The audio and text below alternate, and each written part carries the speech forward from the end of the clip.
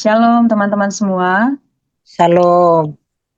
Puji Tuhan kita malam hari ini boleh berkumpul lagi bertemu dalam kasih Kristus untuk bersama-sama belajar, sharing bersama dalam pertemuan malam hari ini. Disclaimer dulu, saya bukan orang yang lebih pintar dari teman-teman semua, hanya kebetulan diberi tugas ya. Jadi malam hari ini kita mau bersama-sama belajar menjadi pribadi yang merdeka, seperti tema besar kita, kemerdekaan sejati. Kemerdekaan seperti yang sebentar lagi akan kita rayakan, bermakna kebebasan, bebas dari keterikatan, bebas dari belenggu, terlepas dari belenggu apapun itu gitu ya. Jadi malam hari ini kita mau belajar bersama-sama. Jangan lihat saya, jangan lihat saya, dan kita belajar bersama dengan apa yang Tuhan ingin sampaikan bagi kita malam hari ini. Saya malam hari ini berikan judul sharing. Saya tidak berani katakan ini khotbah. Saya mau sharing aja gitu ya. Judul sharing kita malam hari ini adalah pribadi yang merdeka. Seperti tadi saya sudah katakan di awal, merdeka itu adalah berarti bebas, tidak ada ikatan, tidak ada belenggu, terlepas dari belenggu gitu. Jadi kalau dikatakan pribadi yang merdeka, berarti pribadi yang sudah bebas gitu kan. Pribadi yang tidak ada lagi ikatan dengan apapun. Dalam hal ini tidak ada ikatan lagi dengan dosa, tidak ada ikatan lagi dengan belenggu atau hukuman. Karena kita mau renungkan satu bagian firman Tuhan dari Galatia 5 ayat yang pertama. Galatia 5 ayat yang pertama saya akan bacakan teman-teman untuk kita semua ya. Sana dikatakan judulnya kemerdekaan Kristen. Supaya kita sungguh-sungguh merdeka, Kristus telah memerdekakan kita. Karena itu berdirilah teguh dan jangan mau lagi dikenakan kuk perhambaan. Saya akan baca langsung lompat ke ayat 13 ya. Saudara-saudara, memang kamu telah dipanggil untuk merdeka. Tetapi janganlah kamu mempergunakan kemerdekaan itu sebagai kesempatan untuk kehidupan dalam dosa, melainkan layanilah seorang akan yang lain oleh kasih.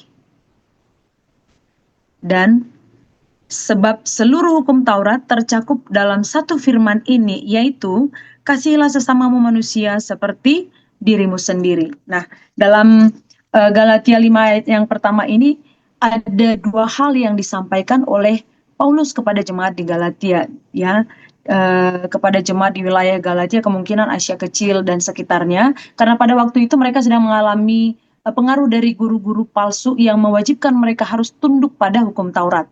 Tetapi Paulus mengatakan kepada mereka, orang Kristen, pengikut Kristus sudah dimerdekakan oleh Kristus. Supaya kita sungguh-sungguh merdeka, Kristus telah memerdekakan kita. Paulus ingin mengajarkan kepada jemaat di Galatia bahwa kemerdekaan itu adalah karya Kristus sendiri. Kristus yang berkarya untuk memerdekakan setiap kita. Tentunya setiap orang yang percaya kepada Kristus kan begitu ya. Jadi tidak ada lagi perhambaan, tidak ada lagi pengaruh-pengaruh dari pengajar-pengajar atau guru-guru palsu yang mewajibkan mereka untuk taat pada hukum Taurat termasuk sunat, yang menjadi alasan bahwa pada waktu itu kan mereka dikatakan harus sunat, harus melakukan hukum Taurat supaya hidupmu benar. Nah, ternyata Kristus menyelesaikan itu semua. Kristus menyelesaikan kuk perhambaan itu. Kristus menyelesaikan keterikatan itu. Sehingga yang menjadi alasan orang Kristen, yang menjadi pegangan orang Kristen adalah bahwa Kristus telah menyelesaikannya bagiku, bagimu, dan bagi kita semua. Oleh karena itu, kita belajar bersama-sama bagaimana menjadi pribadi yang merdeka. Dari kebenaran firman Tuhan ini, kita sungguh-sungguh merdeka, Kristus telah memerdekakan kita, karena itu berdirilah teguh. Pribadi yang merdeka adalah pribadi yang menyadari bahwa hidupnya adalah anugerah, hidupnya adalah pemberian. Kemerdekaan yang kita terima adalah pemberian yang sudah diselesaikan oleh Kristus sendiri. Bukan karena kekuatan kita, bukan karena ketaatan kita melakukan hukum Taurat, bukan karena ketaatan kita melakukan sunat dan segala macam. yang digambarkan yang tertera di dalam Perjanjian Lama. Bukan berarti tidak boleh melakukan hukum Taurat, bukan. Yesus pun melakukan hukum Taurat, tetapi bukan diperhamba oleh pengajaran-pengajaran itu. Kita dimerdekakan oleh Kristus. Di sini dalam ayat yang pertama, supaya kita sungguh-sungguh merdeka, kata merdeka di situ dalam bahasa Yunani, belajar dikit-dikit ya, saya juga lagi belajar, disebut eleuteria, yang artinya kebebasan, kemerdekaan, bukan sekedar merdeka dari hukuman, tetapi bebas untuk hidup sesuai kehendak Allah. Bebas untuk hidup sesuai dengan kehendak Allah. Jadi pribadi yang merdeka adalah selain dia menyadari bahwa hidupnya anugerah, dia harus hidup sesuai dengan kehendak Allah, melakukan kehendak Allah seperti Kristus. Kristus sudah jadi contoh bagi kita semua, ya kan? Dia taat, pribadi yang rendah hati, bahkan taat sampai mati di kayu salib. Untuk apa? Melakukan kehendak Allah. Demikian halnya dengan setiap orang percaya. Setiap kita yang mengaku Kristen, pengikut Kristus, berarti harus mengikuti apa yang Kristus teladankan bagi setiap kita. Teladan kerendahan hatiannya, teladannya dalam kasih, teladan dalam ketaatan melakukan kehendak Bapa.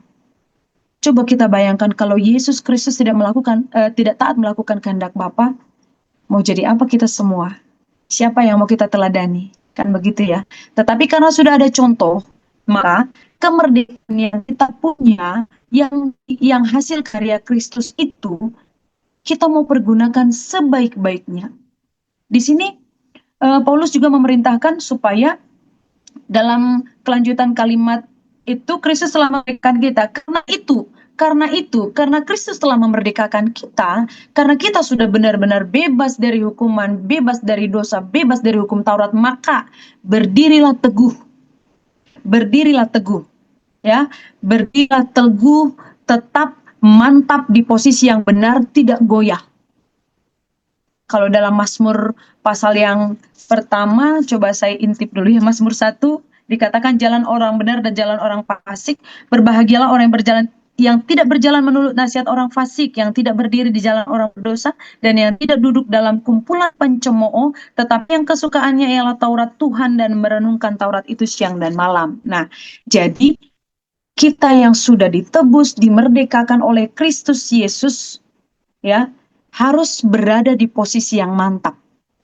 Pribadi yang merdeka adalah pribadi yang konsisten dengan posisinya. Dia sudah dimerdekakan Kristus, udah lepas dari belenggu dosa dan pindah ke keberpihakannya hanya kepada Kristus. Itu kan, meneladani Kristus seluruh kehidupannya. Tetap di situ, tidak goyah, tidak duduk dengan kumpulan pencemooh lagi, tidak melakukan kesalahan lagi, tidak kembali lagi terbelenggu oleh hukum Taurat dan peraturan-peraturan sejenisnya. Tetapi bukan berarti kita bebas melakukan dosa. Saya sudah dibebaskan, saya sudah merdeka, dosa saya sudah ditebus, saya tidak lagi hidup di bawah hukum Taurat. Ya udahlah, saya mau melakukan semau saya, sekehendak saya. Tidak. Yesus saja katakan kepada Bapa, jangan kehendakku tetapi kehendakmu jadilah atas hidupku. Sekarang menjadi pertanyaan bagi kita, berani nggak kita mengatakan hal demikian? Sebagai orang-orang yang sudah dimerdekakan. Sudah dimerdekakan, merdeka dari belenggu dosa, tetapi ingat satu hal, kita memilih untuk taat pada kehendak Allah. Mengenakan kuk yang dari Allah Bapa. Dan Yesus katakan itu lebih ringan daripada kuk perhambaan hukum Taurat. Berani nggak kita taat? Berani nggak kita melepaskan belenggu dosa? Kita sudah dilepaskan, sudah dibebaskan, sudah dimerdekakan. Tetapi bukan untuk bebas melakukan segala hal kejahatan. Bukan untuk bebas melakukan dosa dan segala macam keinginan kita. Karena kita tetap dalam kendali Tuhan. Kita harus berjalan dalam pimpinan Tuhan, kita harus berjalan dalam koridor pengawasan Tuhan. Berdirilah teguh, jangan goyah, dan jangan mau lagi dikenakan kuk perhambaan. itu kan. Jangan mau lagi digunakan kuk perhambaan, karena pembenaran itu sudah dilakukan oleh Kristus Yesus. Maka wajib hukumnya setiap orang yang percaya pindah haluan, berubah haluan dari kiri menjadi ke kanan, misalnya posisi gitu ya. Berubah haluan, tetap di situ, tetap dalam kebenaran itu, tetap dalam Injil yang benar itu. Jangan kemana-mana lagi. Jangan kembali kepada kehidupan yang lama lagi. Kalau secara praktisnya kita berpikir gitu ya. Oh, dalam kitab Efesus yang ke-5, di sana Efesus yang pasal yang ke-4, di sana ada kehidupan manusia baru. Boleh teman-teman baca di sana bagaimana manusia baru itu, orang yang sudah hidup dalam Kristus itu. Dan dalam ayat yang ke-20 dikatakan, tetapi kamu bukanlah demikian. Kamu telah belajar mengenal Kristus. Kristus itu siapa? Yang tadi sudah memerdekakan kita. Yang sudah memerdekakan kita. Yang sudah menyelesaikan persoalan hidup kita. Yang sudah membebaskan kita dari belenggu dosa dan hukum Taurat. Kamu telah belajar mengenal Kristus karena kamu telah mendengar tentang Dia dan menerima pengajarannya di dalam Dia menurut kebenaran yang nyata dalam Yesus, yaitu bahwa kamu berhubung dengan kehidupan kamu yang dahulu harus menanggalkan manusia lama gitu. Jadi pribadi yang merdeka itu menanggalkan manusia lama. Merubah kebiasaannya menjadi kebiasaan-kebiasaan yang mendukung hidup baru, menjadi manusia baru. Tidak lagi hidup dalam perhambaan, tidak lagi hidup mengenakan kehidupan atau kebiasaan-kebiasaan lama, karakter-karakter yang lama, sifat-sifat yang lama. Dia tetap berdiri teguh, tidak goyah di posisi yang sudah benar. Sudah mendapatkan tempat duduk atau posisi yang benar, jangan goyah lagi. Jangan menoleh ke kiri dan ke kanan. Jangan menoleh ke belakang. Berjalan terus dalam pimpinan Tuhan. Itu pribadi yang merdeka. Merdeka dari belenggu dosa, mengenakan apa yang menjadi kehendak Allah. Merubah hidup. Kata firman Tuhan kan, berubahlah oleh pembaharuan budimu. Kalau masih ada menempel di pikiran kita, di hati kita, rasa iri, dengki, dendam, apakah kita sudah dikatakan menjadi pribadi yang merdeka? Belum. Masih ada ikatan itu. Masih ada belenggu itu. Belenggu amarah, belenggu iri hati, melihat orang lain lebih maju dari kita, kita iri hati, atau ego yang membelenggu hidup kita. Sementara Kristus telah berkarya dalam hidup kita untuk memerdekakan setiap kita. Meneladani Kristus itu yang susah, sangat susah. Kasihnya, kerendahan hatiannya, murah hatinya, rela berkorban untuk orang-orang yang kita cintai, yang kita kasihi. Mungkin bisa ya, bisa, atau mungkin bahkan bisa kita katakan gampang, Ais. Orang aku, apa sih yang enggak buat kamu gitu. Tetapi rela berkorban untuk orang yang menyakiti kita gampang nggak? Sangat tidak gampang.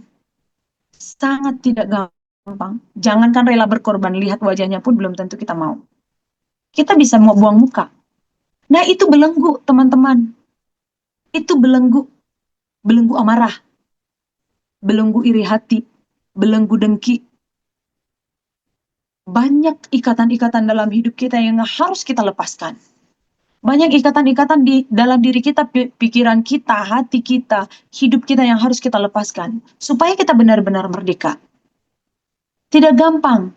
Jadi untuk melepaskan itu semua dibutuhkan daya juang yang tinggi. Dibutuhkan komitmen yang sangat tinggi. Dibutuhkan hubungan yang intens dengan Bapa. Untuk menyelesaikan semua persoalan itu tidak dapat kita lakukan dengan sendirinya. Kita harus terhubung dengan Allah, terhubung dengan Bapa.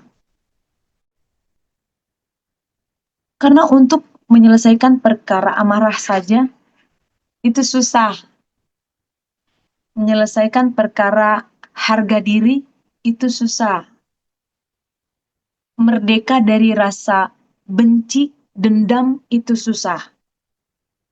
Sekali, dua kali, tiga kali stop gitu. Sekali melakukan kesalahan, dua kali melakukan kesalahan, tapi jangan kau coba tiga kali, kutelan kau, gitu kan? Kata anak muda zaman sekarang. Tetapi orang yang sudah dimerdekakan di dalam Kristus, wajib hukumnya untuk berdiri teguh di dalam Kristus. Kalau berdiri teguh di dalam Kristus berarti meneladani apa yang dilakukan oleh Kristus. Mengampuni semua orang.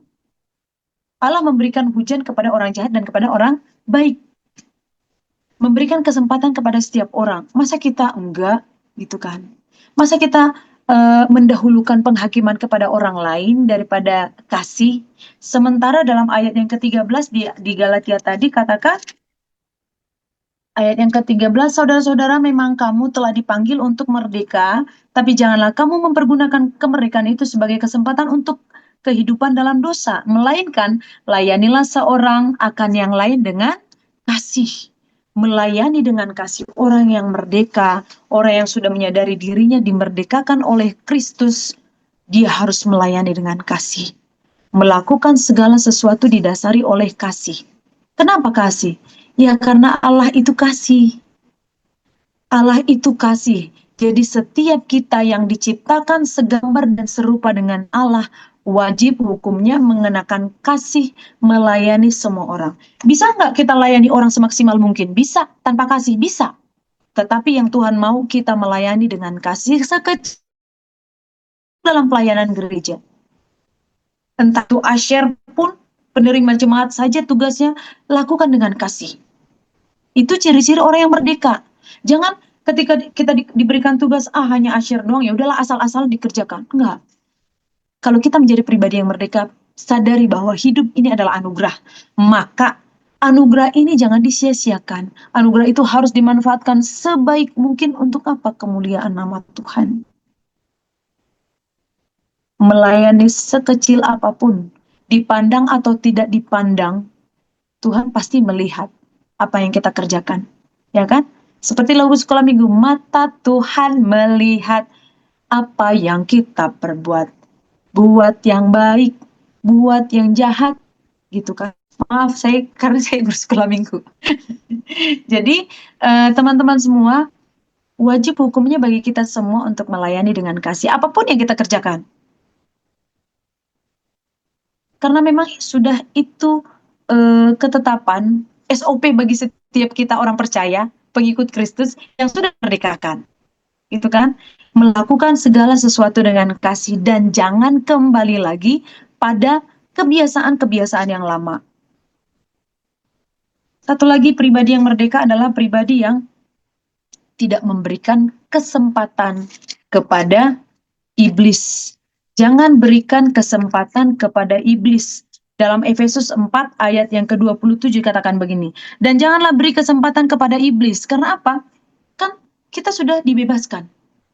Kalau kita sudah dibebaskan, jangan lagi berikan kesempatan pada iblis. Orang yang mencuri, jangan mencuri lagi.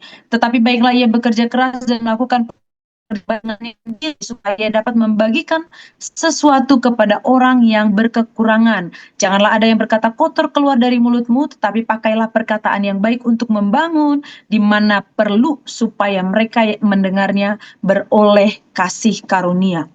Nah, kalau kita sudah merasakan kebebasan itu, kita membagikan kepada orang, jangan berikan kesempatan. Tantangannya kan orang-orang merdeka, masih ada kesempatan berbuat dosa? Sangat banyak.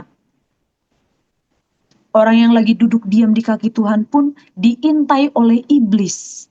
Kapan lengah, kapan waktunya kita senggang, kapan kita waktunya sedang jauh dari Tuhan, dia langsung masuk. Dia pintar teman-teman. Dia sangat pintar untuk melihat di mana kita, titik lemah kita ada di mana.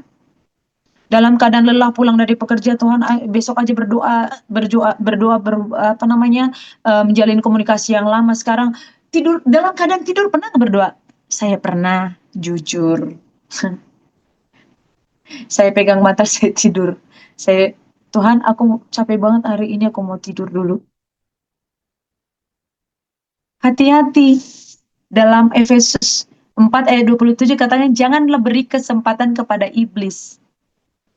Spasi sekecil itu pun dia bisa masuk dalam hidup kita. Maka kita ditantang untuk hidup tetap berdiri teguh di posisi yang sudah benar itu. Tetap berdiri di posisi di mana Kristus berada. Dia yang harus kita teladani, dia yang harus kita tiru, dia yang harus kita menjadi patron, menjadi patokan dalam hidup kita. Oh, Kristus melakukan ini.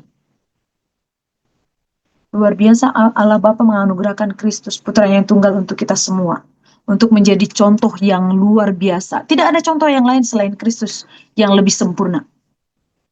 Dia sudah satu-satunya pribadi yang sempurna untuk kita teladani. Dalam keseharian kita, apapun yang kita lakukan.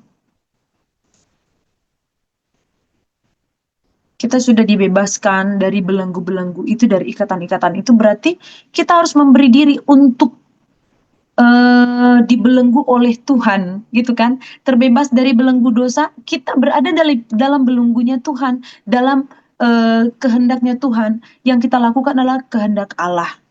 Yang kita lakukan adalah keinginan-keinginannya Allah.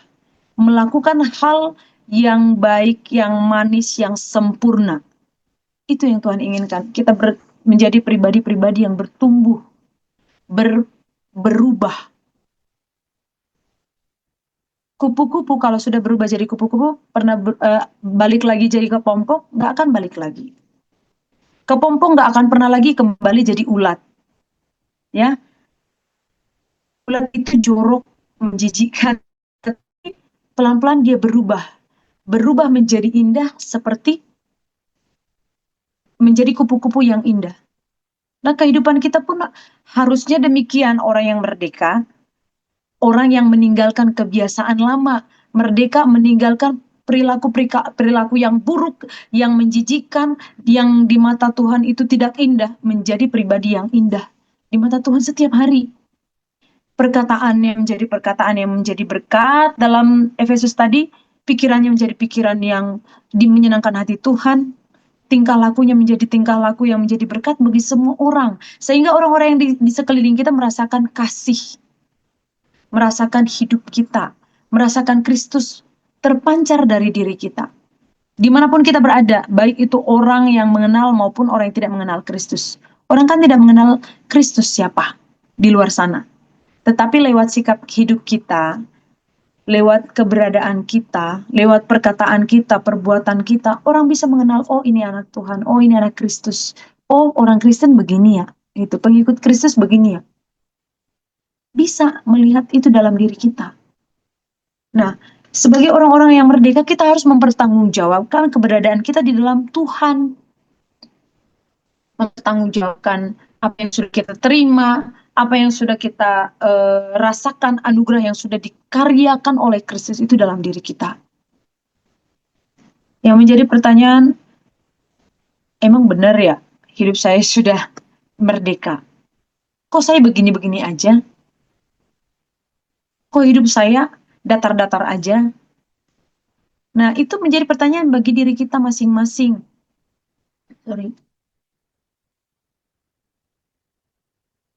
Tuhan ingin kita bukan menjadi pribadi yang biasa-biasa, tetapi menjadi pribadi yang luar biasa. Melakukan kehendak Allah seperti Yesus. Agar lagu kita jangan sia-sia seperti Yesus. Jangan hanya di bibir saja. Kita melakukan dengan sempurna apa yang Tuhan perintahkan. Tetapi susah, iya susah. Makanya kita berjuang. Makanya kita berkomitmen. Makanya kita hidup tetap tinggal di kaki Tuhan. Hanya itu jalan untuk kita boleh mengubah hidup kita, merubah diri kita, pribadi kita, karakter kita, pola pikir kita, semua hidup kita. Kita tidak akan bisa dikatakan merdeka kalau masih terbelenggu dengan pikiran-pikiran kotor, dengan niat-niat yang jahat, dengan cara pandang yang memaksakan kehendak kepada orang lain. Tidak, bukan pribadi yang merdeka. Pribadi yang merdeka itu mengenakan pribadi Kristus dalam diri kita. Apapun yang terjadi, apapun tantangan yang dihadapi, apapun persoalan yang dilalui, dia mengenakan Kristus dalam hidupnya. Dia bersyukur setiap hari. Karena kemerdekaan itu hasil karya Kristus. Maka kita harus menghargai. Harus menghargai apa yang sudah dikerjakan Kristus dalam hidup kita. Dan melakukan apa yang menjadi kehendak Allah. Seperti tadi kata Efesus, jangan memberikan kesempatan pada iblis, mengenakan manusia baru. Dalam ayat 24, saya baca ya, saya baca aja deh kayaknya. Manusia baru. Sebab itu kukatakan dan kutegaskan ini kepadamu di dalam Tuhan, jangan hidup lagi sama seperti orang yang tidak mengenal Allah dengan pikirannya yang sia-sia dan pengertiannya yang gelap, jauh dari persekutuan dengan Allah, karena kebodohan yang ada di dalam mereka, dan karena kedegilan hati mereka. Kalau kedegilan hati mereka dikatakan di sini berarti mereka masih terbelenggu keinginan-keinginan, terbelenggu dengan pola pikir yang lama, terbelenggu oleh konsep-konsep yang lama. Tetapi kita diingatkan bersama-sama, tetapi kamu bukan demikian, dikatakan dalam ayat yang ke-20, kamu telah belajar mengenal Kristus. Kita mengenal Kristus. Saya ulangi sekali lagi ya, Kristus itu siapa? Kristus yang tadi dalam kitab Galatia dijelaskan yang sudah memerdekakan kita. Dari hukum Taurat, dari sunat, dari belenggu dosa. Kita belajar mengenal Dia. Kita mendengar tentang Dia. Dan kita belajar mengenakan kehidupan yang dikenakan oleh Dia. Itu pribadi yang merdeka. Untuk menjadi seperti Kristus itu butuh perjuangan yang sangat-sangat harus penuh dengan effort yang luar biasa. Tidak bisa berjalan sendiri atau tidak bisa mengeluh kepada orang-orang di sekeliling. Harus membawa seluruh hidup kita kepada Bapa di surga. Tuhan yang akan menolong kita melalui Roh Kudus yang mengingatkan kita setiap hari, mengingatkan kita setiap jam untuk melakukan apa yang sesuai dengan kehendak Bapa. Kalau kita berjalan sendiri bisa nggak? Nggak bisa.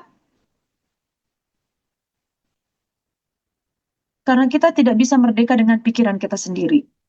Kita tidak bisa merdeka dengan sendirinya, dengan perasaan yang kita punya. Ya kan?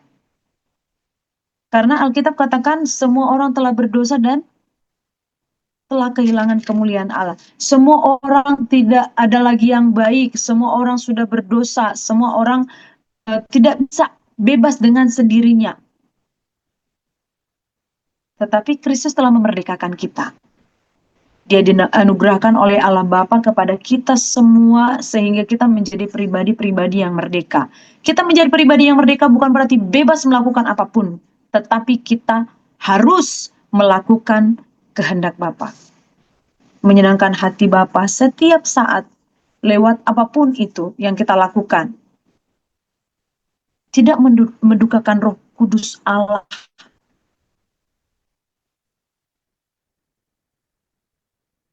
Kita diingatkan untuk hidup menjadi pribadi-pribadi yang sesuai dengan ketetapannya Allah. Hidup sesuai dengan apa yang Tuhan mau dalam hidup kita setiap hari. Kita diberikan deklarasi, nih ya, diberikan deklarasi, kamu telah dipanggil untuk merdeka. Kita dipanggil untuk merdeka, untuk terbebas dari belenggu, untuk terlepas dari ikatan-ikatan dosa. Nah, kita diberikan larangan satu, jangan gunakan kemerdekaan itu sebagai kesempatan untuk berbuat dosa. Tetapi apa yang dikatakan, layanilah seorang dengan yang lain dengan kasih. Seorang akan yang lain dengan kasih. Dengan kasih seperti Kristus mengasihi jemaatnya. Kita mengasihi setiap orang. Mengasihi semua orang. Karena Allah itu kasih. Maka pribadi-pribadi yang merdeka adalah pribadi yang hidup dalam kasih. Mengenakan kasih Kristus sebagai dasar melakukan segala sesuatu dalam kehidupan kita. Sekali lagi saya bacakan dalam Galatia pasal yang kelima, ayat yang ke 13 dan 14. Saudara-saudara, memang kamu telah dipanggil untuk merdeka, tetapi janganlah kamu mempergunakan kemerdekaan itu sebagai kesempatan untuk kehidupan dalam dosa, melainkan layanilah seorang akan yang lain oleh kasih. Sebab seluruh hukum Taurat tercakup dalam satu firman ini, yaitu kasihilah sesamamu manusia seperti dirimu sendiri. Ini perintah bagi setiap orang-orang yang merdeka. Ini perintah bagi setiap kita. Hidup dalam kasih. Mengasihi sesama seperti Kristus mengasihi kita semua. Melayani, menjadi hamba. Menjadi hamba. Siapa yang terbesar di antara kamu, haruslah ia menjadi hamba, melayani sesama. Itu kata firman Tuhan. Jadi apapun yang kita lakukan sebagai pribadi yang sudah dimerdekakan, lakukan segala sesuatu dalam kasih. Karena kita dipanggil untuk melakukan itu. Kita dipanggil untuk mengerjakan proyek itu, mengasihi setiap orang, melakukan kehendak Allah, seperti Kristus mengasihi kita semua. Jadi selamat berjuang teman-teman, mengalahkan semua persoalan dalam hidup, mengalahkan ego, mengalahkan amarah, mengalahkan kepahitan, mengalahkan dendam. Bebaskan dirimu dari segala sesuatunya itu, agar kita benar-benar menjadi pribadi yang merdeka. Sekali lagi, saya menyampaikan ini bukan berarti saya sudah sempurna, bukan ya. Saya pun masih berjuang untuk mengalahkan, membebaskan diri saya dari amarah, membebaskan diri saya dari ego, membebaskan diri saya dari harga diri, berjuang membebaskan diri saya dari banyak persoalan-persoalan yang membelenggu. Karena terlalu banyak, tiap hari harus ada yang kita kikis dari kehidupan ini. Sehingga kita benar-benar dipandang indah oleh Bapa di surga. Tuhan memberkati kita semua. Kiranya renungan ini boleh memberkati kita. Itu yang bisa saya sampaikan malam hari ini. Terima kasih. Terima kasih Kak Herlina buat sharingnya malam hari ini. Ya, malam ini sharingnya Kak Herlina tentang pribadi yang merdeka. Dimana bulan Agustus ini kan kita merayakan Hari Kemerdekaan Indonesia yang ke-80. Yang tadi sudah disampaikan oleh Kak Herlina bahwa ini sharing malam ini sebagai peringatan ya. Sharing ini sebagai peringatan bagi kita semua malam ini yang hadir di Zoom ini, untuk kita itu melihat kembali keadaan kita. Apakah kita ini sebenarnya sudah merdeka atau belum sebenarnya?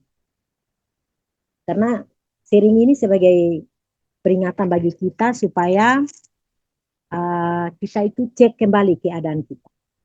Yang tadi sudah poin-poin yang sudah disampaikan Kak Herlina bahwa kemerdekaan yang menurut versinya Tuhan itu yang seperti apa yang kita jalani hari-hari ini. Kadang di dalam kehidupannya kita itu kita katakan bahwa kita sudah merdeka. Tuhan sudah mati bagi kita, menebus kita dari dosa.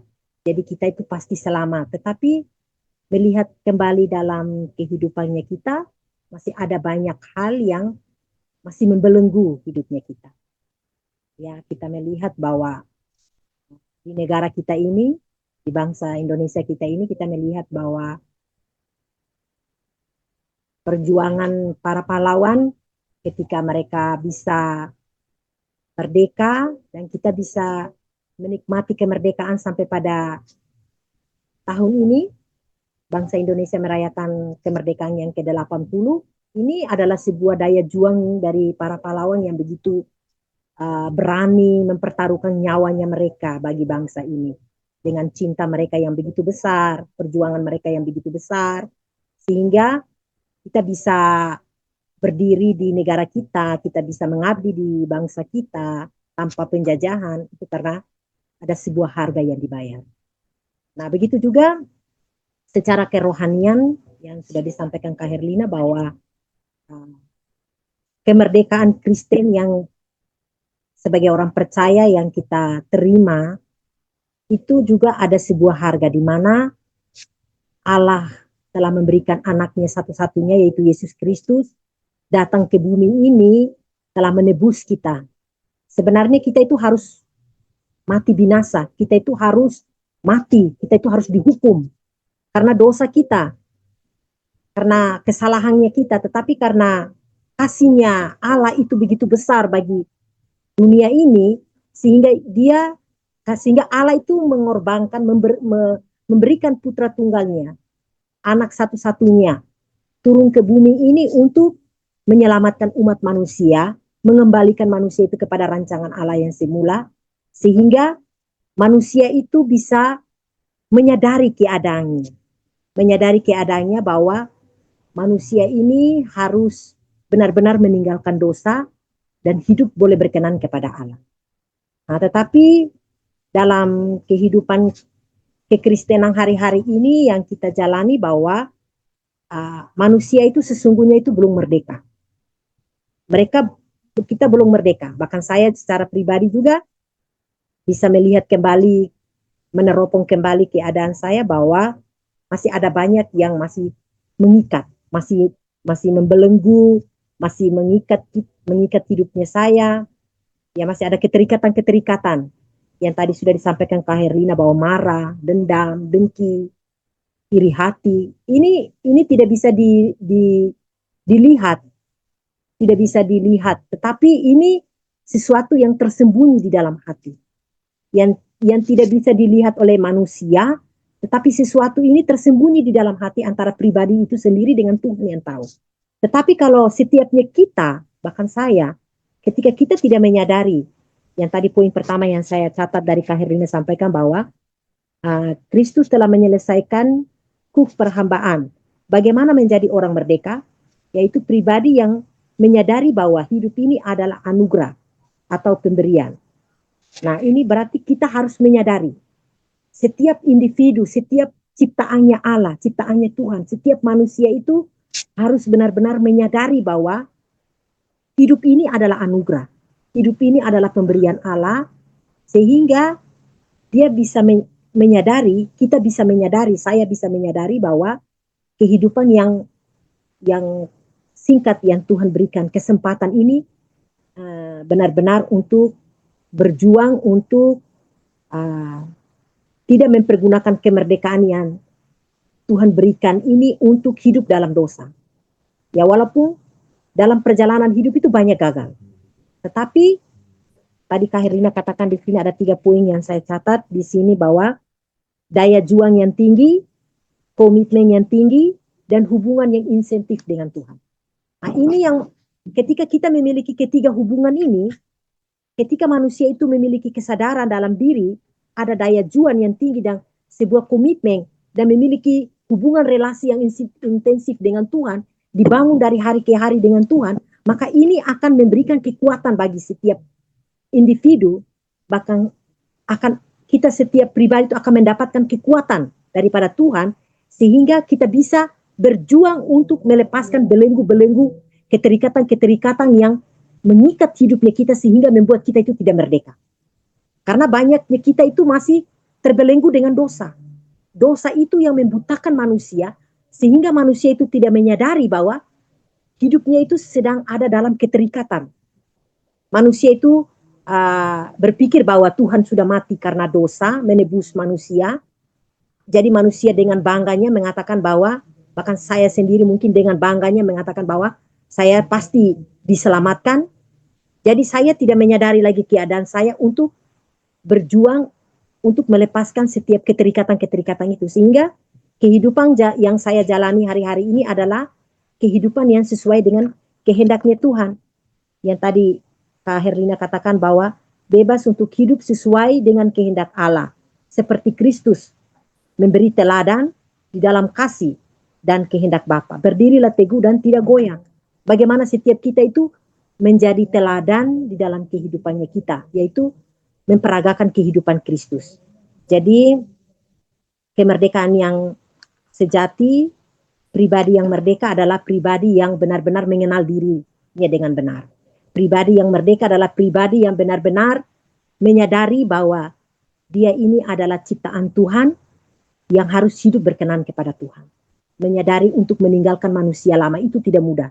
Yang tadi Kak Herlina katakan, saya secara pribadi juga itu tidak mudah. Tetapi yang tadi, 3 poin yang saya sangat terberkati dan tersentuh, ini satu pesan yang sangat terkesan, yaitu daya juang yang tinggi, komitmen, dan hubungan yang intensif. Kalau ketiga ini benar-benar kita bangun dengan baik, maka akan mendapatkan kekuatan dalam dirinya kita, sehingga kita benar-benar berjuang untuk menjadi pribadi yang merdeka dan kehidupan yang sesuai dengan kehendak Allah, sehingga kita bisa dari hari ke hari terus diperbaharui menjadi manusia baru. Dari karakter-karakter kita, dari cara pikir kita, dari cara pandang kita, dari sikap kita, dari hari ke hari kita akan memiliki kekuatan dari Roh Kudus untuk kita menyadari hidup kita terus berjuang melepaskan setiap hari, terus perkarakan dan lepaskan, sampai pada kehidupan yaitu manusia yang baru yang berkenan kepada Tuhan. Mungkin ini saja daripada saya akan berikan kesempatan buat teman-teman yang lain, buat Kak Lius, Kak Brian, Kak Michael, mungkin mau sharing tentang renungan malam hari yang disampaikan oleh Kak Herlina, yang begitu luar biasa dan sangat memberkati. Kesempatan saya berikan bagi kita. Terima kasih.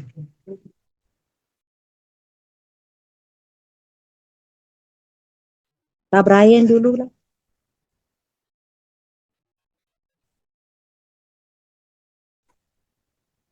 Aku nyimak dulu ya. Soalnya aku lambat gabung tadi teman-teman. Jadi mungkin aku coba belajar dulu dari teman-teman kesaksiannya seperti apa. Oke, makasih Kak Enrico. Silakan Kak, sharingnya atau kesaksian atau mau Terima kasih Kak Herlin sharingnya. Kalau yang saya sedikit yang saya tadi simak, kan pribadi yang merdeka itu katanya bebas dari ikatan belenggu dosa dan mengenakan pribadi Kristus dalam hidup kita ya. Kalau saya sih ngelihat sama sih seperti yang tadi Kalita sharing. Saya ngerasa sih sebelum merdeka ya. Saya sering bicara suka-suka saya, mikir suka-suka saya, bahkan saya ada uang sedikit aja. Saya gunain untuk beli sesuatu deh. Tapi saya sadar kalau ini tuh harus diubah gitu. Kalau dalam diri saya. Jadi ya perlahan-lahan gitu saya kayak seperti ada catatan gitu.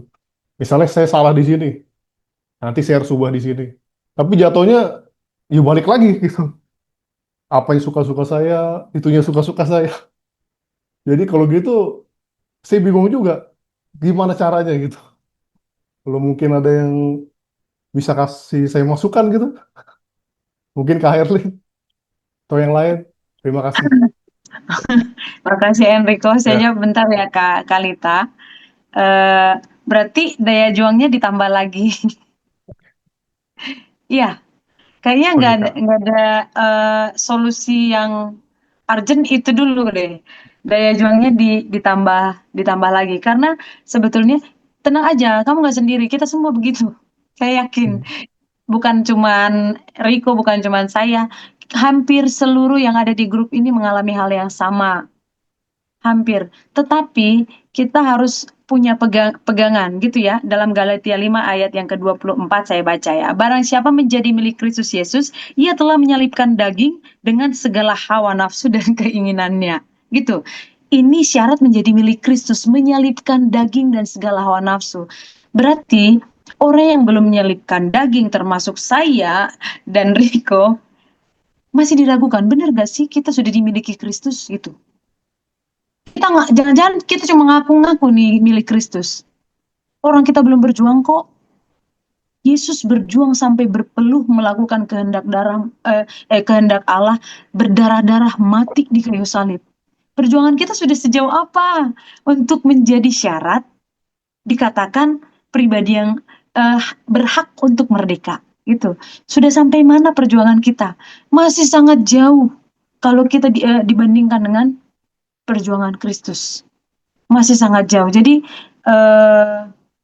tidak usah berkecil hati, tetapi jangan juga berbangga diri.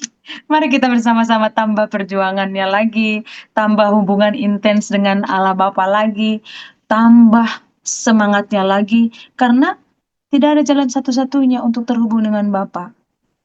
Hanya itu kan, melepaskan semua. Karena pernah dengar kan, kuasa gelap tidak akan bersatu dengan kuasa terang, gitu.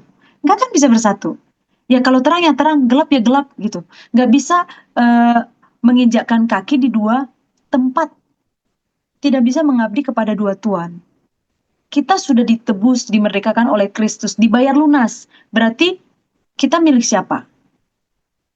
Kristus. Berarti harus mengabdi kepada Tuhan, mengabdi kepada pribadi yang agung itu. Tidak ada alasan bagi kita untuk tidak berjuang, walaupun sekarang masih tertatih, jatuh bangun. Tetapi Tuhan Allah kasih Roh Kudus bagi kita, itu kan? Nah, pertanyaannya sekarang, kita aktifkan nggak roh yang Tuhan taruh dalam diri kita? Kalau kita aktifkan, kita pasti diberikan kepekaan mana yang iya, mana yang enggak boleh kita lakukan setiap hari. Pikiran mana yang boleh dilanjutkan, pikiran mana yang harus di-stop sampai di situ saja. Itu.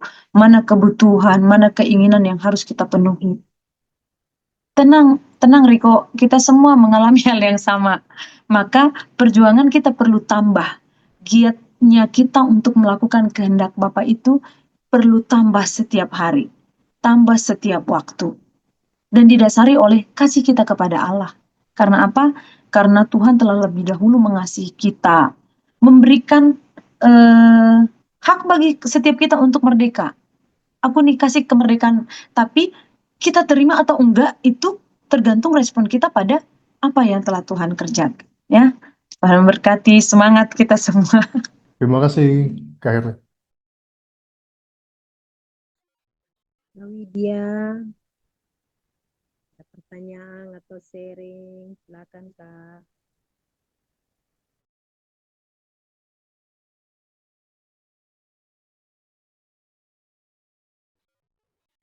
Kak Weekend, kita open mic, sharing.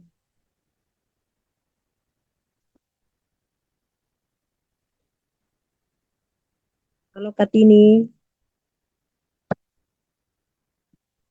Shalom Kak. Boleh di-share sedikit Kak? Silakan. Kalau dari aku sih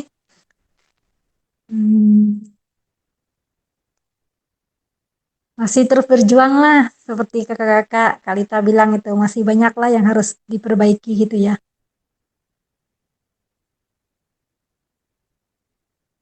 Karena selama kita masih hidup pasti kita nggak lepas dari berbagai masalah gitu. Jadi kita terus berjuang sajalah sampai akhir gitu. Makasih Kak.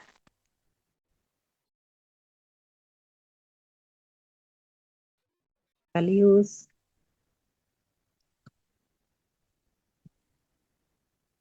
Halo semua. Halo. Akhirnya saya bisa datang lagi setelah berapa lama ya nggak ikut penampilan baru ya. Yang udah lihat ya, wah saya dibotakin ya. Ini apa? Membebaskan diri seperti kata Kak Helin ya. Merdeka, saya merdeka, bisa tampil sesuai yang saya mau. Tapi yang benar Kak Helin ya. Yang tadi Kak Helin sampaikan, kita belum bisa berkata saya merdeka kalau belum mengalami ya, belum mengalami seperti mengampuni. Kita belum bisa merdeka dari pengampunan kalau kita belum disakiti. Nah ini saya karena udah keluar dari kantor yang lama ya, jadi sedikit sharing juga. Tidak tidak berkata kantor lama itu tidak baik, enggak. Tapi dalam hal kerja banyak orang yang bisa menyakiti kita.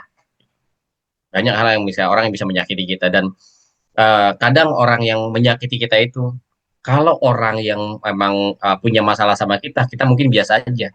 Tapi saat orang yang kita percayai justru dia seperti seakan-akan menusuk kita dari belakang, wah itu baru benar-benar ngerasain apa sih arti mengampuni itu berat gitu. Tapi beruntungnya ya, kita ini orang Kristen beruntung karena kita punya Tuhan Yesus. Tuhan Yesus itu udah menunjukkan ya bagaimana waktu dia dihianati oleh siapa ya, bukan sekedar Yudas loh.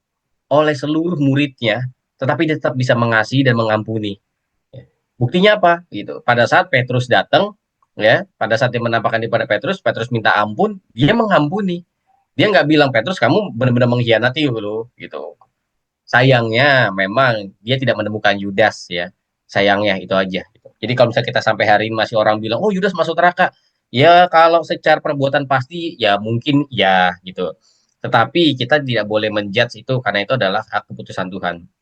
Tapi konteksnya adalah apa? Kita tidak mau seperti Yudas yang setelah berkhianat tidak bertobat gitu. Dia menyakiti orang yang paling disayangi, ya. Dan konteksnya di sini sebenarnya bukan di Yudas ya, tapi di Tuhan Yesusnya. Tuhan Yesus walaupun sudah dikecewakan oleh semua muridnya, ya, dia tetap mengampuni dan dia tetap membawa murid-muridnya kepada keselamatan. Nah itu contoh yang buat kita nggak ada lawan lah gitu. Jadi kita hari ini karena kita dituntut seperti Yesus, nggak ada kata-kata atau nggak ada excuse, tidak ada bisa dibilang tuh toleransi untuk kita tidak mengampuni. Karena kita berkata apa? Kalau orang tidak mengampuni, dia juga tidak layak diampuni. Nah ini membuat kita harus benar-benar keras dalam diri kita. Kita tuh nggak boleh, ya oke lah doktrin banyak gitu, pengajaran banyak. Ya, tapi mana yang paling benar gitu kan ya. Hoepan juga kemarin bilang ya di ibadah minggu, doktrin semua apa artinya gitu kalau tidak mengasihi Tuhan dengan sesungguhnya gitu. Ya, jadi buat apa kita sibuk dengan pengajaran-pengajaran atau kita ngaku lah GSKI yang paling benar gitu dengan pengajarannya. Tetapi hidupnya nggak jadi benar. Kita nggak berani se-ekstrim itu. Nggak berani benar-benar merdeka dari eh, masih menyimpan kesalahan orang lain atau tidak merdeka dari pengampunan. Nah, ini hal yang paling basic sebenarnya dalam kekristenan. Karena Allah adalah kasih, dia mengampuni. Nah, apa yang saya dapetin dari kantor adalah apa begitu detik-detik saya mau keluar tuh, wah banyak masalah, banyak serangan ke diri saya. Tapi ya seakan-akan ada dalam diri saya berkata gini, gue capek-capek nih ngurusin perusahaan gitu. Tapi ternyata di ujungnya gue dibeginiin. Gitu. Di situ saya juga merasa kayak, oh kalau saya masih merasa ini semua jasa saya, itu bermasalah. Dan Tuhan mengajar saya, ini semua bukan karena kamu. Kamu di sini Tuhan yang tunjuk. Saat kamu keluar itu bukan karena kamu disakiti atau apapun. Kamu keluar karena memang kamu punya impian yang lain, kamu punya tujuan yang lain. Apapun yang terjadi di kantor ini tinggalkan. Termasuk apapun orang-orang yang sudah memperlakukan seperti apa di hari-hari terakhir itu, saya nggak boleh merasa kayak oh ini orang nggak tahu terima kasih atau apa. Justru disitulah poinnya kita bisa tidak mengampuni mereka, bisa nggak kita tetap berbuat yang baik dan sampai akhir kita tetap menjaga hubungan baik. Nah itu sangat-sangat saya dapetin sih. Dan itu nanti juga akan mungkin kita alami masing-masing dengan uh, bisa dibilang porsi yang beda. Tapi kalau kita dibawa kepada keadaan yang sama, itu bukan karena Tuhan jahat sama kita, tapi Tuhan hanya pengen nunjukin, ini loh rasanya disalib, ini loh rasanya disalib, kamu nggak bisa berbuat apa-apa, tetapi kamu masih bisa mengampuni atau tidak. Jadi kalau teman-teman belum sampai di posisi itu, saya cuma bilang satu, tunggu saatnya. Karena kalau kita nggak dibawa ke posisi itu, kekristenan kita bermasalah. Kita ini di bumi ini cuma mengajar apa sih? Gitu. Kita udah ikut home sampai bertahun-tahun ya sampai akhirnya tinggal sisa berapa nih 11 yang terus saya liatin setiap home yang isinya ini aja. Nggak apa-apa. Setiap orang datang dan pergi ya kan ya. Ada yang datang wah ngomongnya panjang kali lebar kali tinggi tapi lihat kesetiaannya. Kita yang setia sampai akhir ya sampai Tuhan datang pasti Tuhan perhitungkan. Dan disinilah gitu loh, kesetiaan kita saat yang hadir hanya kita-kita aja, apakah kita bisa setia gitu. Ya saya kemarin karena 2 minggu yang lalu saya udah bilang 2 minggu yang lalu saya nggak bisa karena minggu lalu pas masih perpisahan kantor, terus minggu kemarin saya juga ada di kampung, jadi nggak bisa gitu. Dan itulah satu jalan yang Tuhan kasih ya. Apakah keputusan saya keluar dari kantor dengan jabatan dan dengan posisi gaji yang sudah orang bilang nih udah paling enak deh gitu loh. Tapi saya berani tinggalin semua. Apakah ini keputusan yang tepat? Saya juga sampai hari ini masih memperkarakan. Tapi ternyata sampai hari ini ya Tuhan tunjukkan kok gitu loh. Keputusan saya ini bukan keputusan yang salah. Apa buktinya? Sesimpel satu konfirmasinya. Begitu saya keluar ya tanggal 1 kemarin tanggal 4 tuh saya langsung pulang kampung. Langsung dikabarin mertua kena stroke dan mesti kita datang gitu. Karena tadi memang pengen pulang rencananya sih pulang September, tapi ternyata tiba-tiba dikabarin kena stroke, akhirnya yaudah nggak pikir panjang, udah anak-anak ya izin seminggu yang apa 2, lalu saya sama istri udah kita langsung jalan naik mobil ke sana, terus bisa seminggu. Bayangin kalau saya masih kerja di kantor, yang dimana kerjaan saya begitu hektik, yang kalau tahu kan kalau saya sharing kerjaan tuh waktu saya benar-benar siang malam kerja gitu. Dan kalau nggak saya lepasin itu semua, saya nggak bisa hadir di sana. Nah, ini kan bukan bukan sebuah kebetulan yang kalau saya bilang ya terlalu kebetulan gitu. Ya, terlalu kebetulan. Dan akhirnya apa? Ya udah kita bisa pulang kampung, kita bisa ngurusin mertua saya, istri saya bisa ngurusin ibunya, dan apa sampai kemarin akhirnya bisa dirawat 1 minggu, dan pulang lagi ke sini hari Jumat, ya, hari Kamis, sampai sini Jumat, Sabtunya udah ikut home lagi di Bekasi. Dan apa begitu pulang juga ya saya langsung udah refresh, dan apa sekarang juga berapa hari ini masih santai di rumah, kerjaan tetap ada tapi kerjanya ya sehari kerja besoknya libur, besok kerja lagi, santai dijalani. Dan ini ngerasain bener yang dibilang kemerdekaan itu, ini merdeka, merdeka secara finansial, merdeka secara waktu. Saya lagi merasakan apa di fase itu.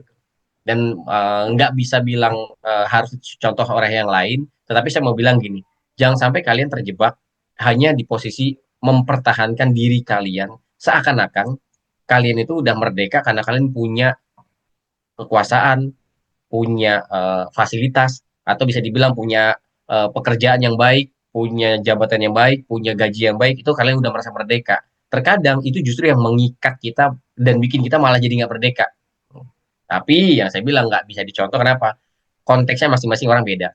Karena saya adalah orang tua yang punya 3 orang anak, ya sekarang adalah masa di mana saya harus ada di rumah bersama dengan anak-anak saya yang sudah hilang waktunya. Benar-benar sudah hilang selama bertahun-tahun ini, saya nggak pernah punya waktu untuk mereka. Jadi saya pengen merdeka dulu, ya saya pengen nggak terikat dengan perusahaan manapun, dan saya sama-sama sama anak. Kalau Tuhan izinkan 1 tahun, kalau Tuhan izinkan lebih, bisa lebih lagi, saya ikuti apa kata Tuhan aja. Gitu. Kalau saya bertanya ini Tuhan, ini keputusan yang baik atau enggak, Tuhan izinkan ini terjadi sampai hari ini dan Tuhan tetap sertai. Yang penting satu, saya tidak berniat untuk menghancurkan siapapun, saya tidak berniat untuk mengambil uang siapapun, saya hanya melakukan tugas saya sebagai orang tua. Tapi ada resiko, kalau saya pengen jadi orang tua, maka saya harus berani melepaskan pekerjaan saya sementara waktu. Nggak akan selamanya, karena selama saya masih produktif, betapa jahatnya kalau saya pengen malas-malasan di rumah.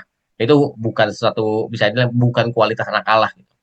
Nah, ini teman-teman pasti akan punya pergumulan yang berbeda. Oh, kalau ditanya, oh berarti kalau misalnya Kalius udah berhenti kerja, nanti gimana hari-hari? Ya, itulah yang selalu saya sharingin. Semasa saya punya apa power atau punya kelebihan, saya selalu nabung. Saya selalu persiapkan hari-hari masa depan saya supaya saat-saat hari seperti ini terjadi, apakah berhenti kerja, apakah kalian mesti apa kena layoff atau misalnya pekerja lagi susah, kita nggak nyusahin siapapun. Nah, pilar ketiga GSKI adalah tanggung jawab. Ini juga sangat relate dengan kita ya. Setiap kita harus bertanggung jawab. Tuh. Dan akan ada masa-masa emas bagi masing-masing kita untuk bisa menghasilkan bisa dibilang fasilitas harta yang cukup buat di dunia ini. Nah, itu jadikan momen buat kalian tuh bisa nabung. Jadi kalau misalnya kalian nanti suatu hari keadaan dunia makin nggak baik, kalian tetap bisa merdeka, minimal tidak nyusahin orang lain. Jadi kalau misalnya saya sekarang, oh di rumah, gimana dengan anak sekolah gini-gini, tenang, saya udah siapin semuanya. Bahkan saya udah planningin sampai setahun ke depan tuh, atau 2 tahun ke depan tuh, tabungan saya dan segala penghasilan hari-hari masih cukup. Nah, disinilah saya merasakan kebebasan. Tetapi yang terpenting adalah dari semua kebebasan itu harus nggak boleh nggak boleh dalam menggunakan kebebasan kita untuk berkarya di dunia ini kita melewati atau melupakan Tuhan. Jadi bangun, saya tetap bangun pagi, ya seperti biasa, walaupun nggak kerja pagi, saya tetap bangun pagi, ya walaupun cheating masih sama gitu ya kan. Doa paginya misalnya jam 5, saya nggak jam 5, saya mau masuknya setengah 6, tapi saya tetap bangun doa pagi, ya kan. Sama anak-anak pun saya ajari bangun doa pagi. Sekarang si Kevin tuh jam 5 dia udah bangun duluan, dia nyetel doa pagi sendirian, walaupun dia nggak dengerin full, tapi dia udah dia duluan malah yang bangun sekarang. Dan eh, saya mesti nemenin mereka pagi dan siang, dan ini lagi saya menikmati gitu, menikmati masa-masa. Dan menurut saya harusnya siapapun yang menjadi orang tua itu harusnya punya waktu seperti ini, menemani anak di masa tumbuh kembang mereka, nggak setiap hari, nggak setiap tahun tuh, tapi harus punya waktu khusus. Tapi untuk bisa di situ harus kalian bisa merdeka dulu dari jeratan, atau bisa dibilang dari kewajiban yang harus kita lakukan dulu. Nah, ini pasti kan masanya beda-beda. Yang saya harapin teman-teman semua di perjalanan kalian eh, punyalah planning yang baik. Jika kita eh, masih hidup hari ini, kita berharap kita masih hidup 5 atau 10, bahkan kita masih hidup 50 tahun yang akan datang. Maka kita akan planning untuk 50 tahun yang datang. Tetapi kita tetap berharap ada LP3. Jikapun kita nggak bisa panjang sampai 50 tahun yang akan datang, kita telah melaksanakan hidup dengan maksimal. Wah, itu merdeka deh. Besok kalian nggak ada, puji Tuhan. Besok kalian masih ada, puji Tuhan juga. Itu benar-benar merdeka. Tapi di balik itu semua ada Tuhan. Itu yang membedakan kita dari dunia. Kalau orang dunia itu merdekanya apa? Dia punya pekerjaan bagus, dia punya jabatan, udah dia nggak mau ninggalin itu. Dan dia pengen mempertahankan itu tanpa sadar sebenarnya dia tidak merdeka. Dia justru terikat di dalam apa yang dia miliki. Seperti orang kaya ya. Dia terikat dengan kekayaannya dan dia tidak mau meninggalkan kekayaannya. Kenapa? Karena saking banyak kekayaannya, dia takut gitu. Nah, itu sebenarnya bukan kemerdekaan. Jadi, saya juga banyak dibawa perenungan kemerdekaan yang sesungguhnya itu bukan tentang kecukupan segala sesuatunya. Atau sorry, bukan kelebihan segala sesuatu. Ternyata cukup. Makanya Alkitab berkata apa? Asal ada makanan pakai yang cukup. Nah, di situ saya lagi merasakan bagaimana lawatan Tuhan. Thank you Kak Herlin ya. Buat semuanya, tetap semangat di masa kalian ya. Thank you semua. Si Kalius, sharingnya. Ada yang mau ditanggapi oleh Kak Herlina? Sharingnya Kalius. Ada yang mau ditambah oleh Kak Herlina dari sharingnya Kalius?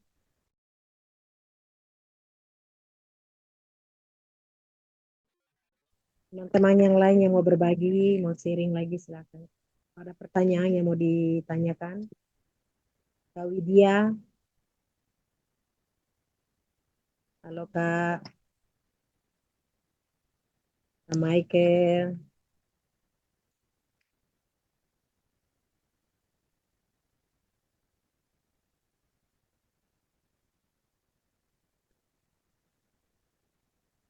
Silakan Kak.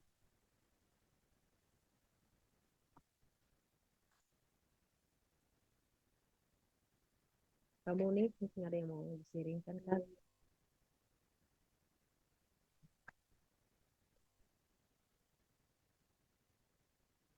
Kamu nih ada yang mau di-sharingkan?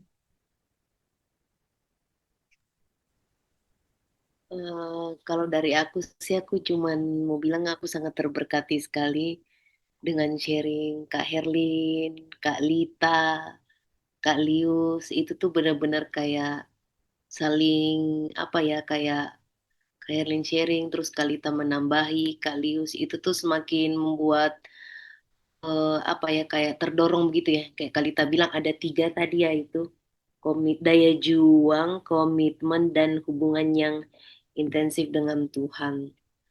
Eh, Cuman aku mau nambahin sedikit aja, bener banget yang kata Kak Herlin bilang, itu jangan biarkan apa tadi kesempatan pada iblis. Itu sih yang aku banyak rasain. Jadi aku tuh kayak memiliki kerinduan yang besar, tapi aku merasa aku sering membiarkan atau memberikan kesempatan pada iblis. Contoh ya, pulang kerja capek, habis mandi. Padahal tuh udah dari pulang kerja udah semangatnya mau baca Alkitab kan. Eh, pas agak rebahan dikit, ambil HP kan. Pikiranku, oh cuman mau ngecek grup, aman nggak?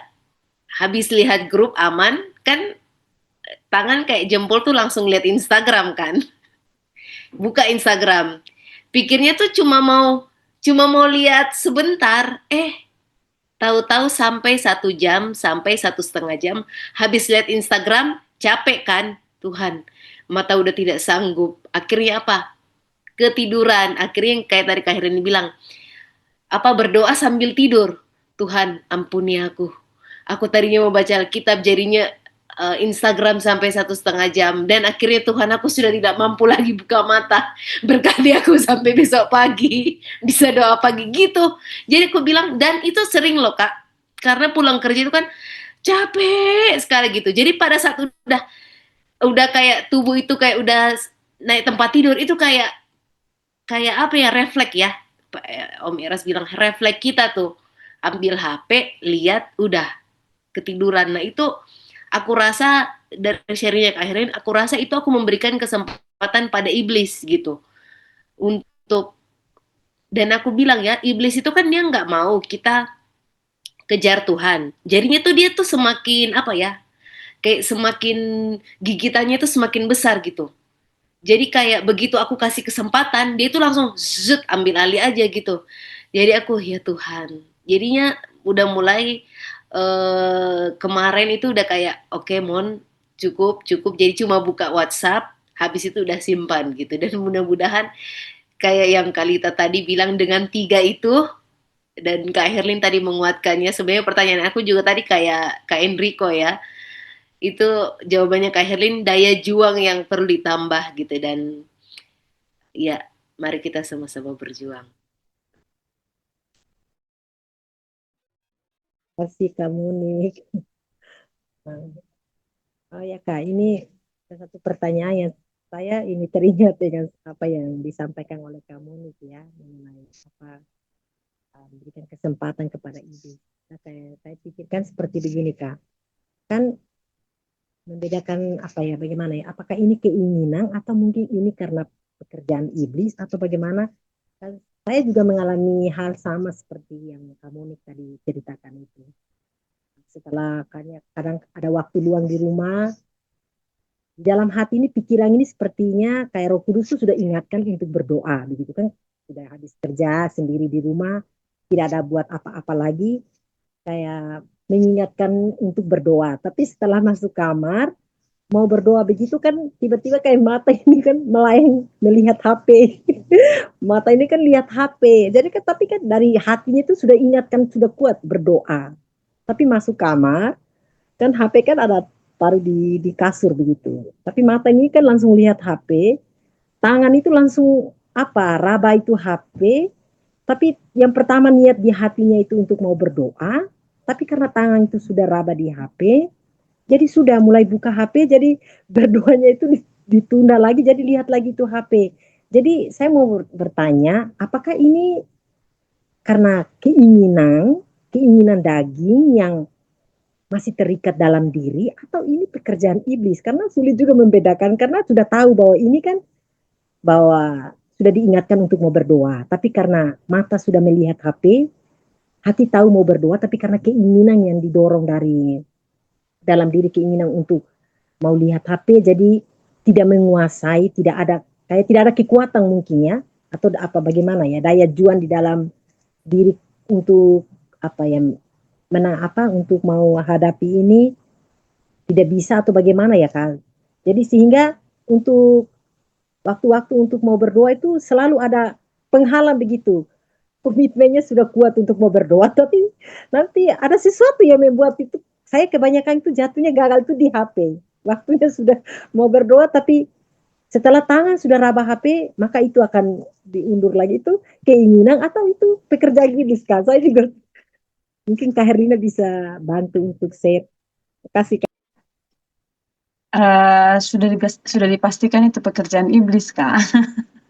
Karena kan tadi seperti Monik bilang, iblis itu nggak bakalan mau kalau kita dekat dengan Tuhan. Karena dia akan kehilangan kesempatan kalau kita intens dengan Tuhan, kan gitu. Jadi kalau dalam keadaan seperti itu, dia akan memporak-porandakan pikiran kita kan. Pikiran kita ini kan tempat berpijaknya baik dan jahat, gitu kan. Tempat berpijaknya iblis juga. Jadi pikiran kita dikacaukan oleh dia. Kita pegang HP, di pikiran kita, bentar lagi bisa kok lihat jam. Tiba-tiba lihat udah jam 6 sore. Belum ngapa-ngapain. Dan itu membuat kita sering terburu-buru melakukan segala hal. Harusnya bisa kita santai mengerjakan sesuatu, misalnya mencuci, memasak. Gara-gara kita dialihkan gitu, pikiran kita dialihkan. Sebentar lagi masih jam segini, aku bisa kok menyelesaikan pekerjaan rumah dalam waktu 1 jam. Pegang dulu lah ini. Nah, ketika demikian yang terjadi dalam diri kita, sebetulnya itu harus kita letakkan, ya kan? Seharusnya. Tetapi karena sudah kita dibuai jadi nyaman, bisa setengah hari kita pegang handphone nggak ngapa-ngapain. Giliran nanti suami udah mau pulang, aduh udah mau jam 6, suami mau pulang, udah buru-buru mau masak, buru-buru siapin segala sesuatu. Itu pengalaman saya. Pelan-pelan aja ada suami saya di belakang. Itu pengalaman Kak. Tetapi sebagai orang yang sudah mengenal Kristus, sudah belajar tentang kebenaran, kita harus tinggalkan yang demikian. Belajar bersama-sama untuk, nih seperti tadi yang saya katakan kepada Enrico, tambah lagi daya juangnya. Kalau memang itu merusak, bukan berarti merusak handphonenya ya. Letakin aja. Bila perlu matikan datanya. Karena kita pun sering seperti itu. Bukan hanya Kak Lita, kita semua pernah mengalami hal yang demikian. Mungkin sedang berada di fase itu. Tetapi untuk menjadi pribadi yang berhenti melakukan hal itu, kita butuh perjuangan yang tinggi. Komitmen, pokoknya hari ini aku mau pegang handphone cuma berapa jam, itu komitmen harus dibuat Kak. Harus kita buat. Pokoknya komitmen setiap hari aku harus pegang handphone jam berapa, antar jam berapa. Dan di jam berapa aku harus meluangkan waktuku. Memang kita 24 jam di hadirat Tuhan gitu kan. Tetapi, saya bertanya, benar nggak nih? Jangan-jangan dari 24 jam, cuma 10 menit kita luangkan waktu. Itu menjadi pertanyaan besar dalam diri kita. Gimana kita mau menjadi milik Kristus yang merdeka? Gimana kita mau memperoleh kemerdekaan itu kalau dari 24 jam itu 10 menit pun kita tidak luangkan waktu. Itu menjadi perlindungan dalam juga Kak. Jangan-jangan nanti di hadapan Tuhan kelak, kalau dari hadapanku jangan Tuhan katakan itu hal yang sangat mengerikan.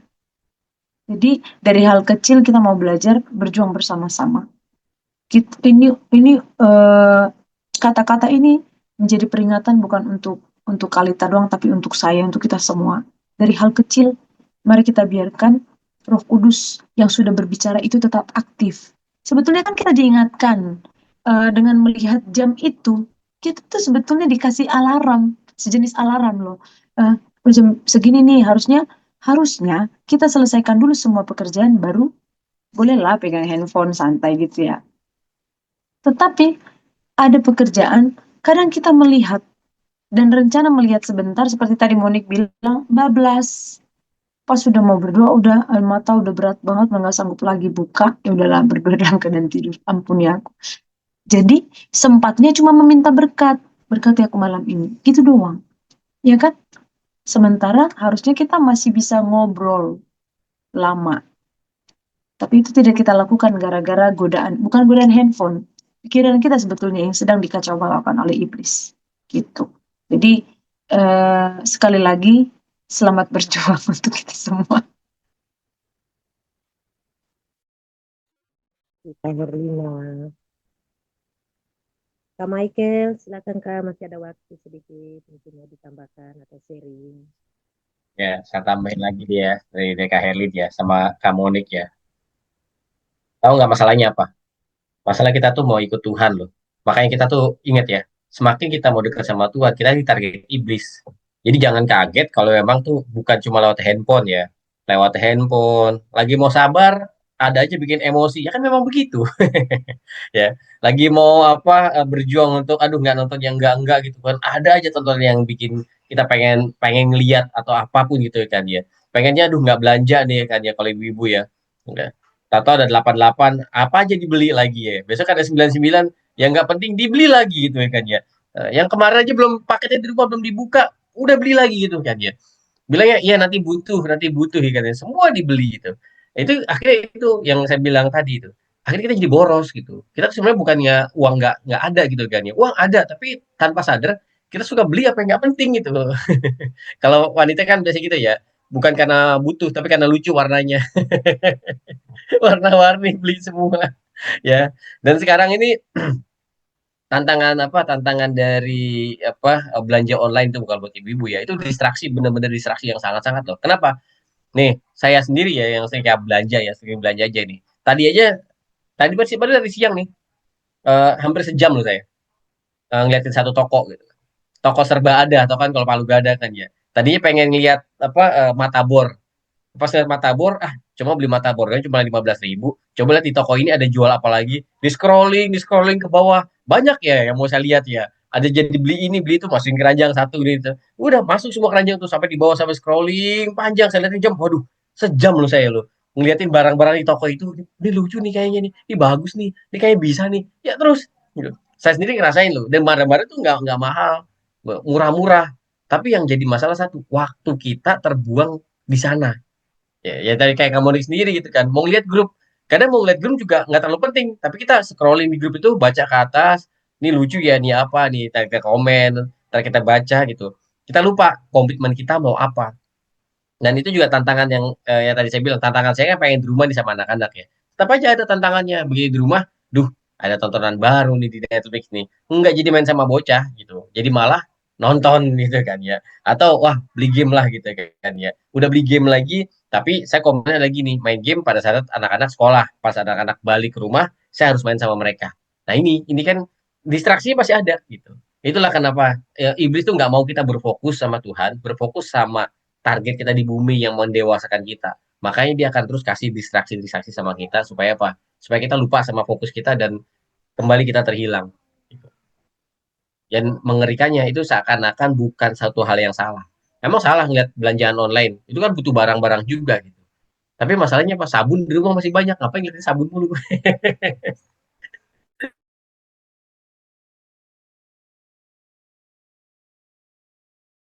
Kasih Kalius. Kak Michael. Halo Kak Putra.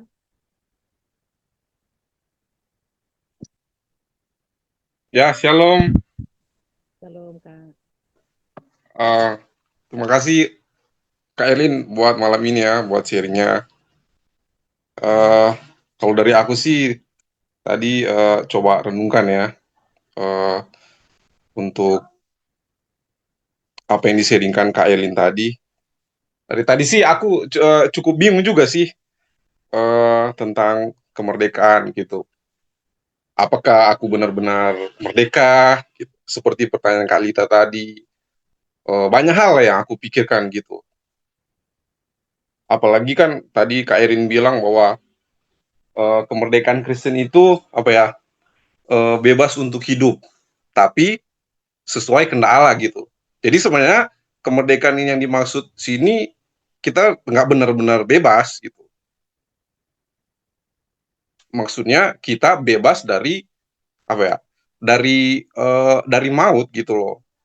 Dan kita hidup dengan Allah gitu.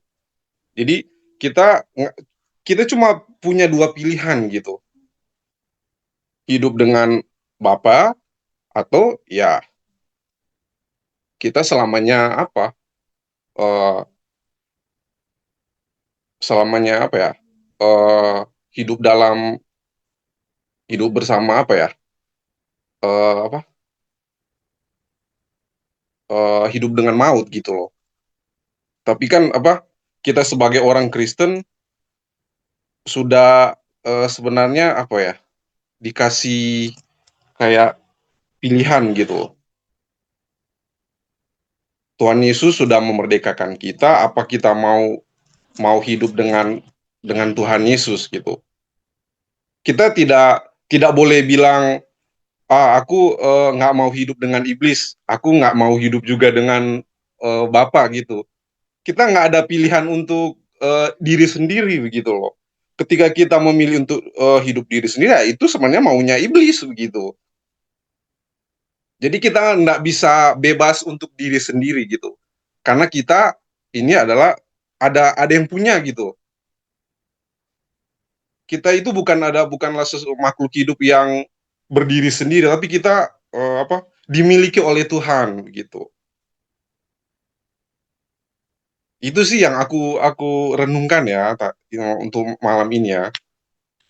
Dan di balik sharing-sharing teman-teman ya kita semua ternyata sama-sama berjuang begitu. Masih apa ya?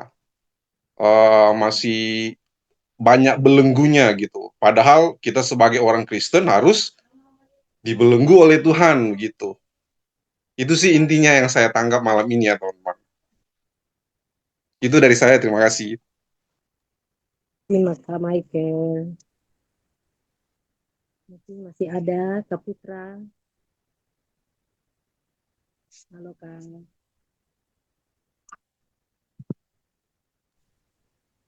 Aku ya.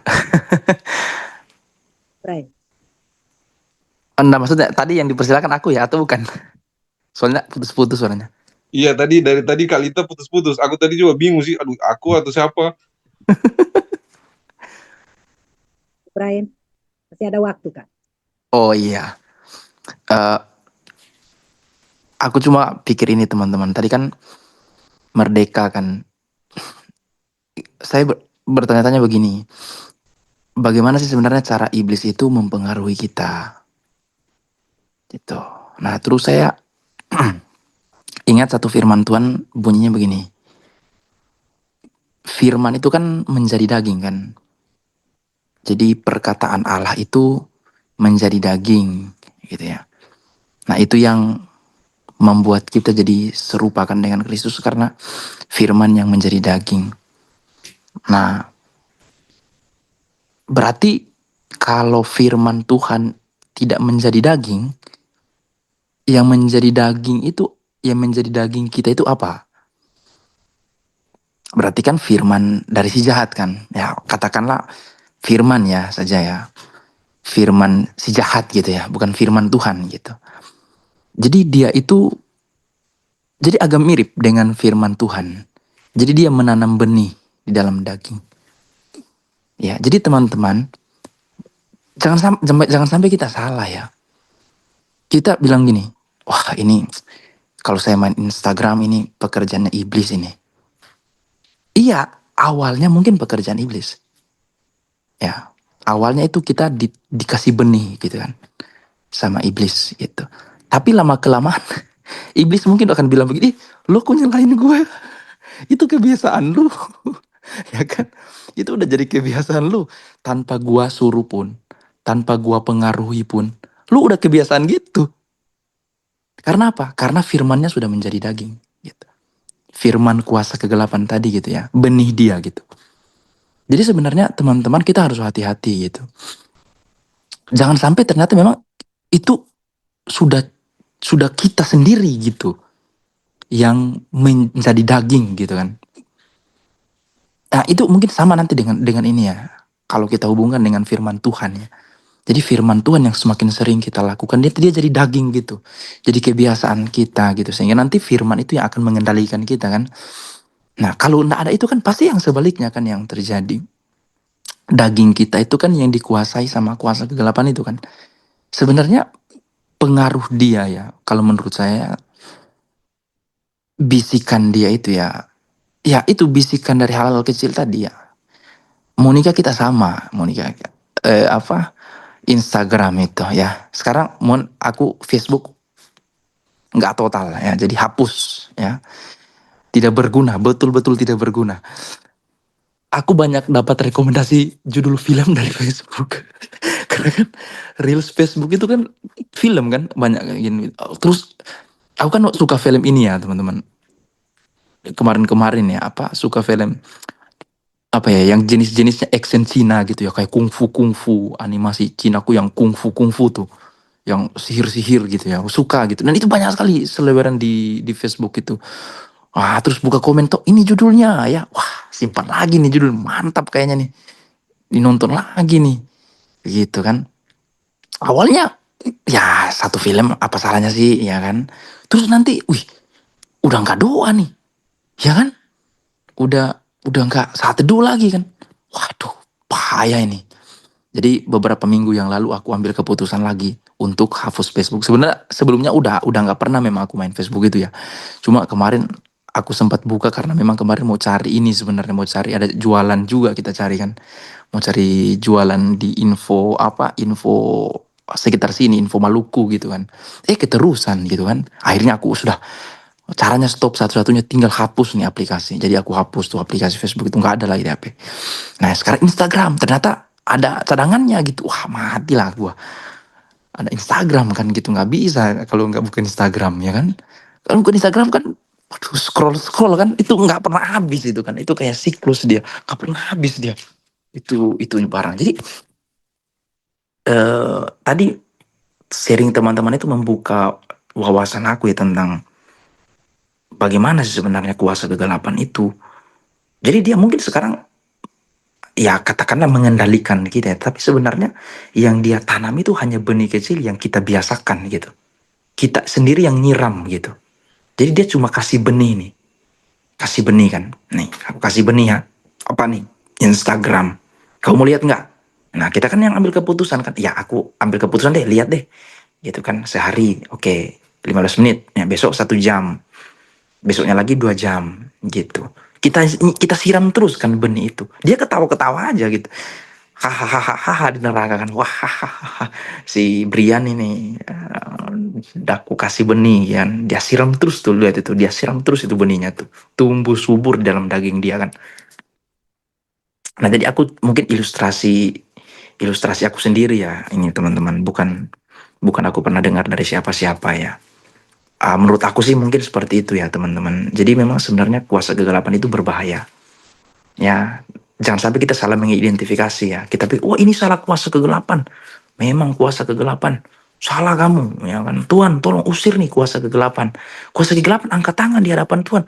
Tuhan, gua nggak ngelakuin apa-apa. Dia sendiri tuh yang udah nyiram-nyiram terus tuh barang itu.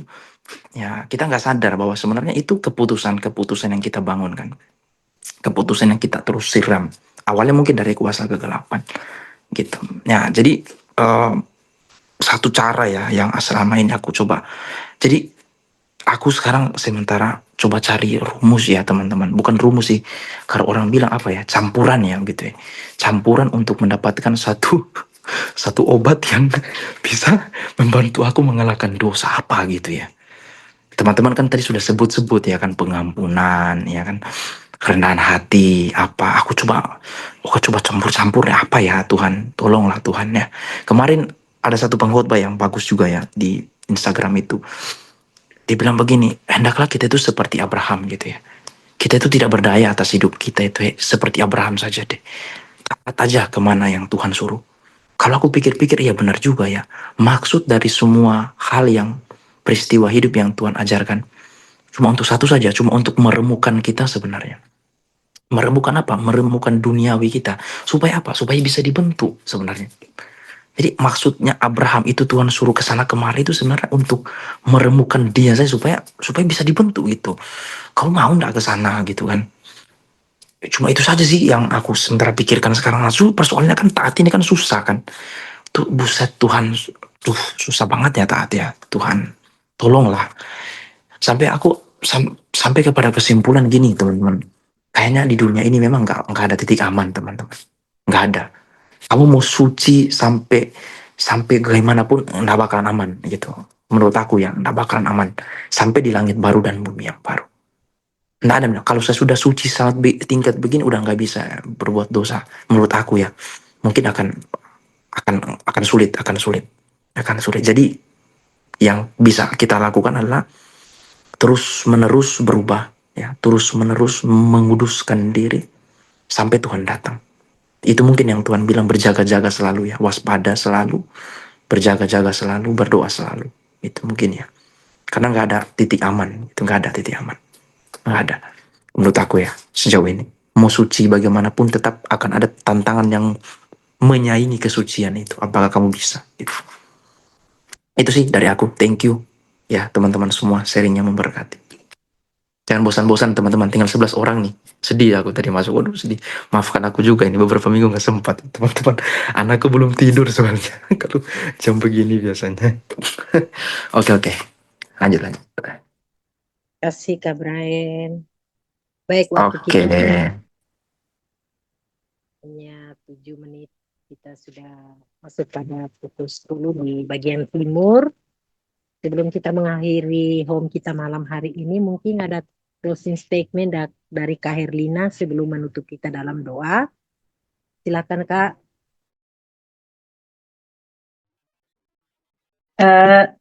Sebelum closing, saya tertarik sama Kak Brian tadi. Nah, jangan-jangan iblis cuma menabur dikit, tapi karena kebiasaan kita menjadi daging. Itu menarik banget loh. Karena kan kalau kita dengar firman Tuhan, firman menjadi daging, katanya selalu digembar-gemburkan pengkhotbah, ini loh, kebiasaan baca Alkitab, kebiasaan berdoa, maka akan menjadi rema dalam hidup kita. Jangan-jangan sebelum ini digembar-gemburkan, iblis itu cuma menabur dikit nih. Tapi karena kita membiasakan diri untuk ya bermalas-malasan, membiasakan diri untuk terbiasa marah atau memandang diri kita berharga menjadi seseorang gitu. Maka tanpa iblis bekerja pun, tanpa iblis berbisik pun, itu sudah otomatis dari diri kita. Terima kasih Kak Brian, saya diingatkan juga. Jadi kita bersama-sama saling mengingatkan satu dengan yang lain. Ternyata ada banyak, ya betul, natur dosa. Kan seperti tadi kita di awal sudah bahas, tidak ada seorang pun yang baik, seorang pun tidak. Semua orang sudah berbuat dosa. Itu natur dosa dalam diri kita. Jadi sedikit saja ditabur oleh iblis, kita responi, kita sambut, dan kita biasakan untuk mengulang-ulang itu, maka akan menjadi daging dalam diri kita. Dan untuk mengikis itu butuh perjuangan. Karena itu closing statement malam hari ini, selamat berjuang menjadi pribadi yang berhak untuk merdeka. Tuhan memberkati kita semua. Kak Herlina bawa kita dalam doa penutup, Kak. Kita berdoa ya. Iya, kita berdoa. Bapa kami di surga, kami mengucap syukur untuk malam hari ini. Kami diingatkan untuk setiap tindak tanduk yang kami lakukan, kami harus memandang kepada Kristus yang sudah memerdekakan kami. Terima kasih untuk kemerdekaan, untuk penebusan yang telah Tuhan sediakan bagi kami. Kami tidak terbelenggu lagi oleh maut, tetapi kami juga harus berjuang untuk menjadi pribadi yang beroleh hak untuk merdeka itu. Pimpin kami ya Bapa melalui Roh Kudus-Mu, supaya setiap perkataan kami, perbuatan kami, tindakan kami yang kami lakukan di hadapan Tuhan dan sesama senantiasa menyenangkan hati Bapa. Memberkati seluruh anggota grup HN5, kiranya setiap kami beroleh pelajaran yang berharga dari setiap pertemuan-pertemuan yang ada, dan juga memberkati pengurus yang ada supaya semakin kompak, sehari sepikir untuk mengerjakan proyek demi kemuliaan Bapa. Terpujilah Tuhan, kami serahkan malam hari ini dalam tangan pengasihan Bapa. Istirahat kami tetap berada dalam pimpinan Tuhan. Dalam nama Tuhan Yesus Kristus kami mengucap syukur. Haleluya. Amin.